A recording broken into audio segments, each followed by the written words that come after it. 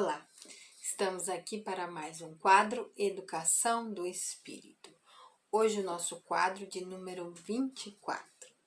E antes de irmos para as nossas reflexões, gostaria de apresentar a vocês um novo livro do autor Rossano Sobrinho, o romance Construtores da Nova Era. Vou ler para vocês a sinopse do livro. No atual momento da grande transição planetária, podemos assistir à chegada de uma nova geração de espíritos que se distingue por inteligência e razão precoces, juntas ao sentimento inato do bem e às crenças espiritualistas. Rubens e Sofia, dois jovens entusiasmados dessa geração, contatam a doutrina espírita e descobrem o caminho da espiritualidade. Auxiliados por um experiente casal de amigos, Flamarion e Rosa, sob a tutela de irmão Lourenço, um mestre espiritual que habita uma elevada montanha nas Minas Gerais. Iniciam uma linda jornada de sabedoria e amor rumo ao mundo de regeneração. Amigos leitores, esse livro também é um convite para que todos nos tornemos construtores da nova era. Quem quiser adquirir o livro, é só entrar em contato com a gente pelo número 32-98455-3383. Nós enviamos para qualquer lugar, tá ok? Tenho certeza que todos vão gostar da leitura. Então vamos para as nossas reflexões, o nosso estudo. Nós estamos estudando sobre o livro Educação com Cristo, do autor Marcos de Mário. No vídeo passado, eu apresentei para vocês a importância, dessa obra. Apresentei também a biografia de Marcos de Mário, E o mais surpreendente é que os ensinamentos propostos nessa obra, eles não são direcionados somente para a educação, mas também para a autoeducação, em qualquer estágio da vida. Então, não é somente para professores, educadores, evangelizadores, não. Também para pais e responsáveis por jovens e crianças. E o capítulo que nós vamos estudar hoje se chama A Educação. Nesse capítulo, nós vamos ver sobre educação e trabalho, educação intelectual e educação moral e princípios da vida. Muito tem se discutido sobre o que seria a educação e também qual seria a visão espírita sobre esse tema. Marcos de Mário, ele propõe nesse capítulo reflexões baseadas nas citações de Allan Kardec no livro O Livro dos Espíritos, na questão 685. Nós vamos começar então vendo sobre o item educação e trabalho. E a citação de Kardec sobre esse item diz o seguinte: não basta dizer ao homem que ele deve trabalhar. É necessário também que o que vive de seu trabalho encontre ocupação. E isso nem sempre acontece. Quando a falta de trabalho se generaliza, toma as proporções de um flagelo, como a escassez. Então, nós vemos que o trabalho é lei divina. Sempre que nós nos ocupamos utilmente, estamos exercendo o trabalho de acordo com o que propõe a lei divina.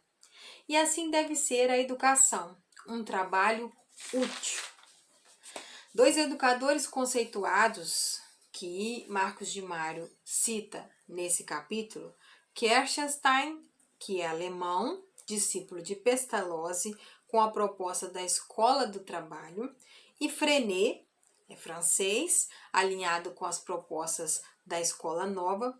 Eles consideravam que a educação ela deve permitir que o saber se torne uma competência, que o aprendizado tem que ser útil e que a escola deve proporcionar ao aluno a realização de um trabalho real.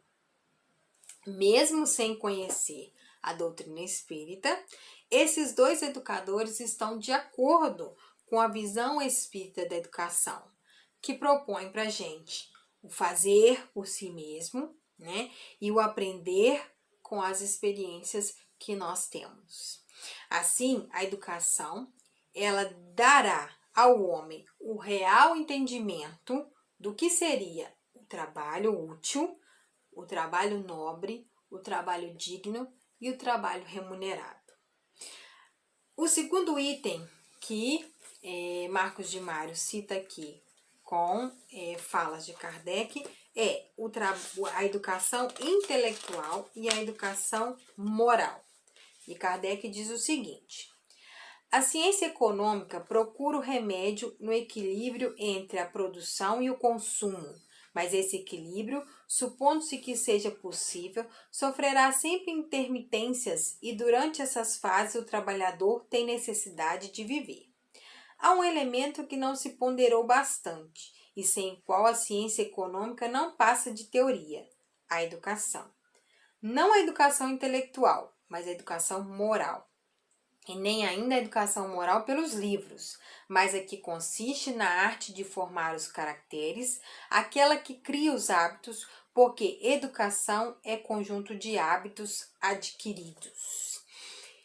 Kardec refere-se aqui à educação moral, aquela que não se adquire através dos livros.